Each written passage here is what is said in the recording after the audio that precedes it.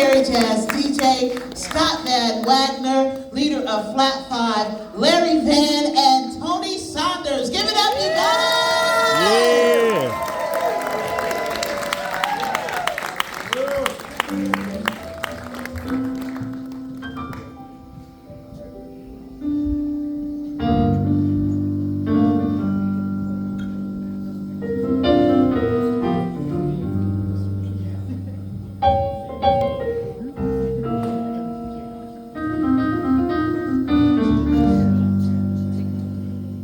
Ladies and gentlemen,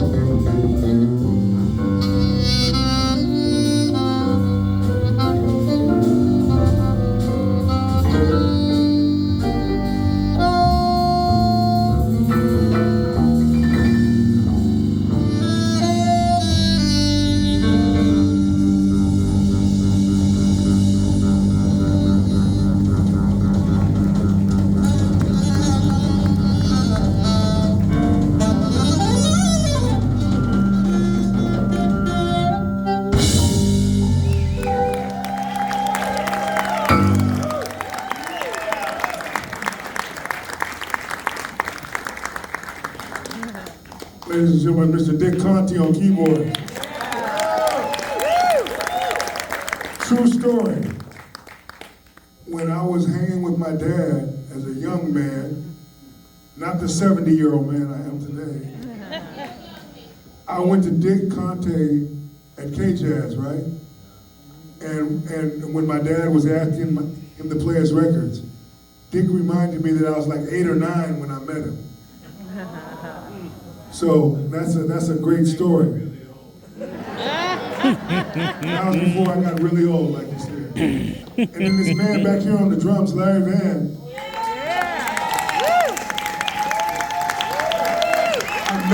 I met Larry. Larry told me this.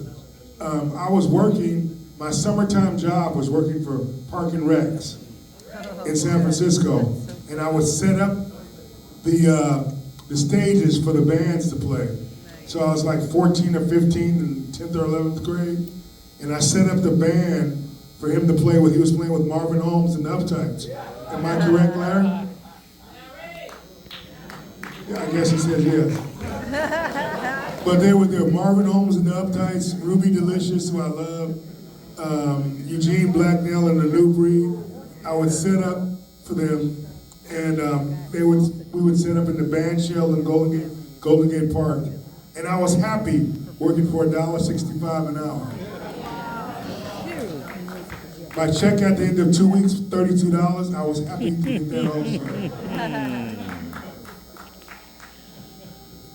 Tonight it'll be a little less because I paid for all the food.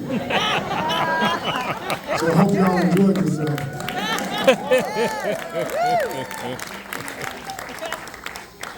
Did you guys get full? Yeah. Please, because I'm going to be poor for at least 2 weeks. So at least y'all get full. But this is my good friend Scott. He invited me, he hired me on a gig about 2 years ago to sub for his bass player. But lately I've been on every gig. Oh, nice. All right. What's that about? And this is my niece. Ain't she funny? This is my niece, Shelly T. Shelly She's working for Carnival next year. She's already booked the whole year. Can we get an amen clap for that? Yes, sir. Amen. So proud of her. And her husband is a barber. All right. So he was in Bible study when I called him the other night. Said, you know, I need a little trim up, bruh. But he didn't even answer the phone because he was in Bible study, because he's a pastor also. Just the next morning when I called, he said, I know I got the call, come on now. So we want to thank my niece for bringing her funny self out here. Yeah. Oh, I got to follow the program. Yeah. Because last time she got on me for not following the program. I love y'all. Thank y'all for spending a little time. We appreciate y'all. He'll be back, you guys. He'll be back. Be better. Y'all know Uncle Tony can tell a story, boy. Y'all know. But he will be back, you guys. Right now we got a couple more people coming up. And yes, thank you so much. I am the stand-up comedian. I will be filming my stand-up comedy special here in Oakland. Yeah, all right. Kaiser, December 20th. Cool. So, you guys find a way to come out. I have a poster, a couple of flyers. Just, you know, come and support. They're pretty amazing. Oh my gosh. But right now we have someone that's coming out that is going to share some amazing words. Y'all know Tony Saunders. It's easier to find out who you don't know. Yeah. You know what I'm saying? Like, wait, don't start there. Start with who you don't know, because we ain't got like 100 years. Because he knows everybody. But the beauty of it is he's loved by everybody. You know what I'm saying? And so this is definitely a blessing. We got coming up right now, it's going to share some words, is a 2 Emmy Award winner. You may have seen this amazing soul. He was a years regular on the Barney Miller Show. Yeah. You guys, please show some love for Mr. Max Gale.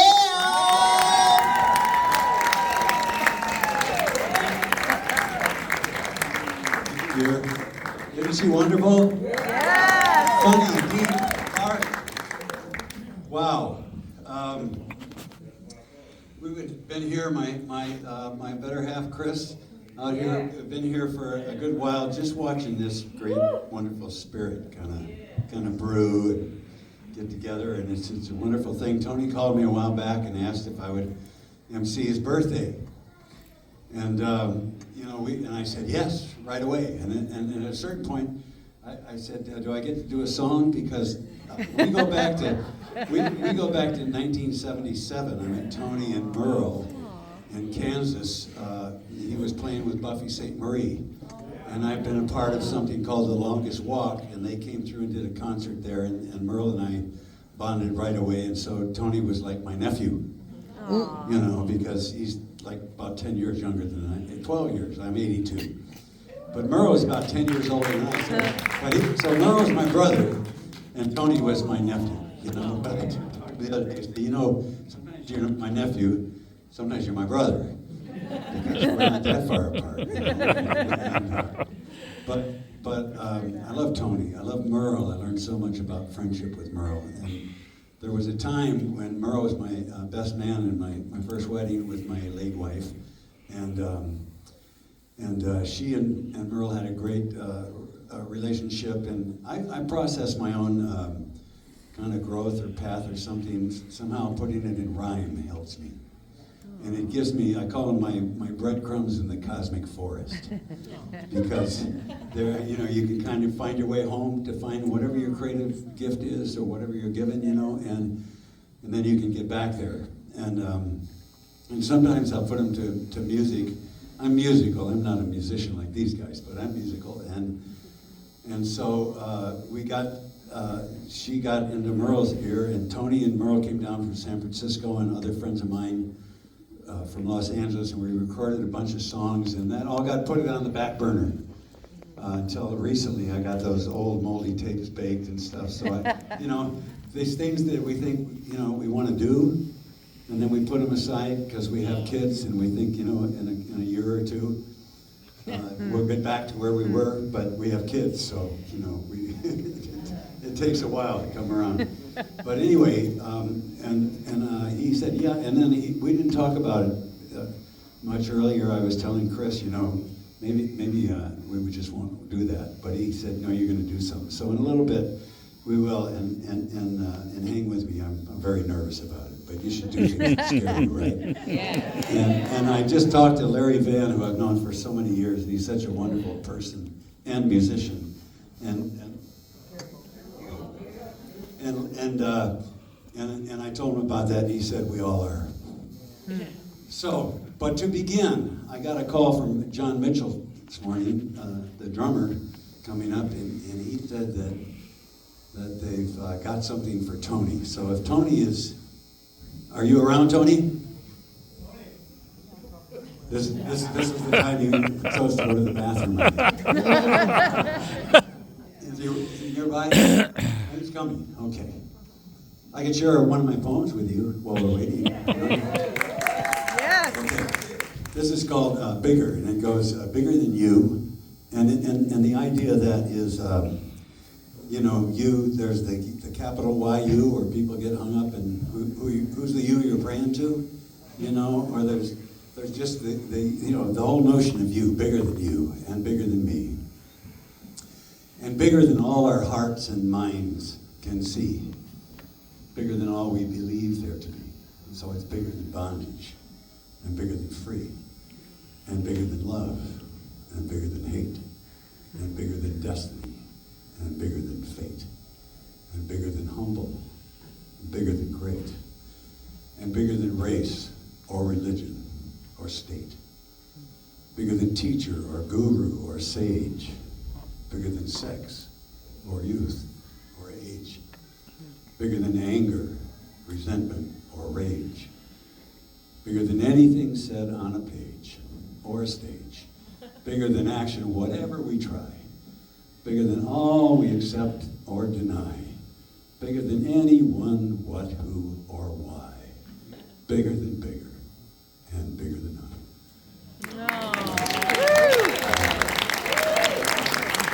So here he is. So John, where your bandmates have something for you. Your bandmates have something for you for your birthday.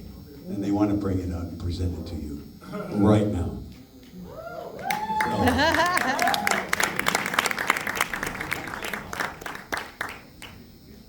So, Tony, I've known Tony since maybe the early 2000s, and I used to date his daughter at that time. And he used to play with us at Truvine in San Jose. And Tony, when I was growing up, I mean, I was kind of young. I was like 20, maybe 21. And I was like, man, I would always want to play with Tony Saunders. And look at us today. You know, it was my dream to play with him, but I wasn't ready at that time. But I feel like I'm ready. So the band, we came up with Keith Stafford. We all came up and we have a little gift for you, you know, so you can cherish. And some money. So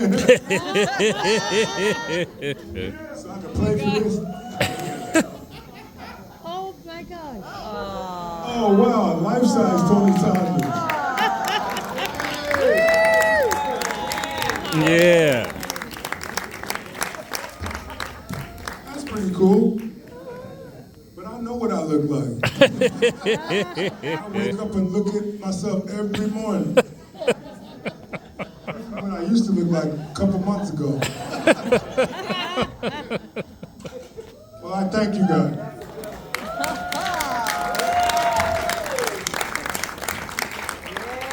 Something else I don't have to buy. Thank you. I appreciate it. and it's one of his favorite colors. We like that.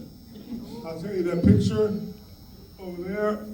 I just walked out of church playing, and the guy took the picture.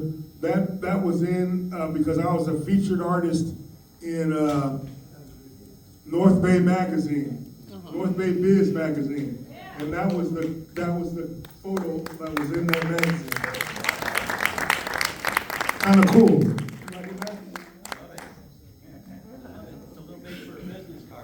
A little big for a business card, but it's kind of cool. And the other one, Tony Saunders Band, they just bought something to promote themselves. 'Cause I'm not into Tony Saunders Band. I love the Tony Saunders Band, but they promoting themselves. They just spend money on themselves. Tony Saunders has a record deal on Baja TSR Records, right? And I want to thank each and every one of you guys, whoever bought any of my CDs. Thank you very much. I am on my 7th CD. My second one for Baja TSR. The last one went to number 6 on Billboard. Thank you, Jesus. And these guys rehearse each week diligently so that we can sound better. And they all show up, and I don't have to pay them yet. But I imagine with these posters and flyers and stuff, I imagine that's next. But I want to thank all of radio for, I have over 5 million streams on Spotify. And whoever that streaming guy is, will y'all tell him to give me my money? You know what I'm saying? I'm like Snoop Dogg. Who is that streaming guy? Because he got all the money. You know, they count the streams, but they don't pay the money. But, you know, that's so goes life. But, you know, I'm really excited to be here with my friend Max. I actually played in his band. That's how we met. He hired me to play in his band.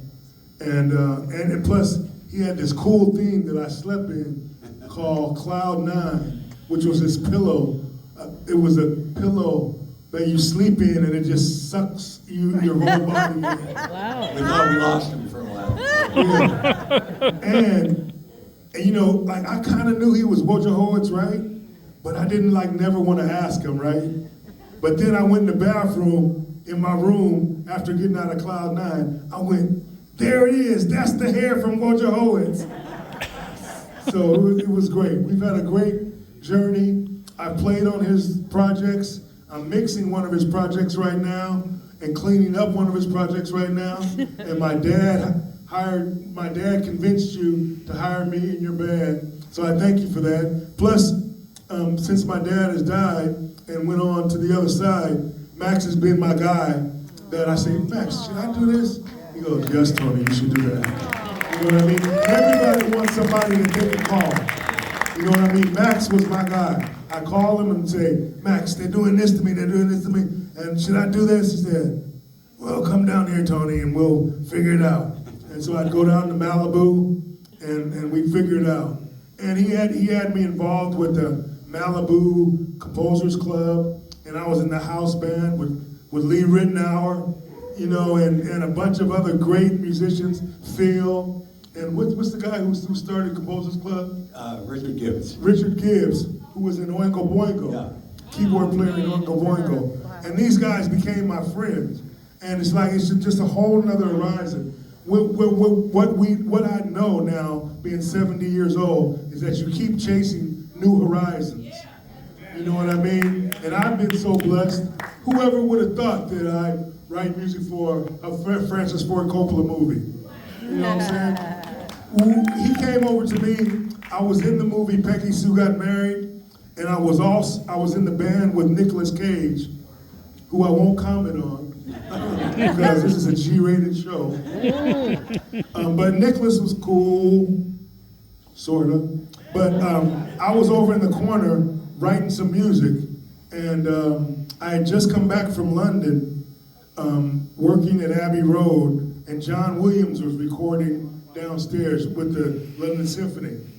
And so I ended up at a breakfast table with George Lucas. And George Lucas said, Tony, can you do symphony music? I go, yeah. He said, because I need something that that John can't come back to do. Do you think that you're able to do that? And I went, why, sure. And he called John Williams on the cell phone.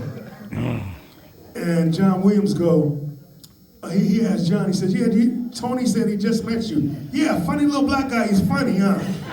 And, it was great. So I immediately hired my cousin, Ray Chu, who was really great at string writing. He's also the musical director for Dancing with the Stars. And if you remember back to, what was it called, Showtime at the Apollo, it was Ray Chu and the Crew was the band.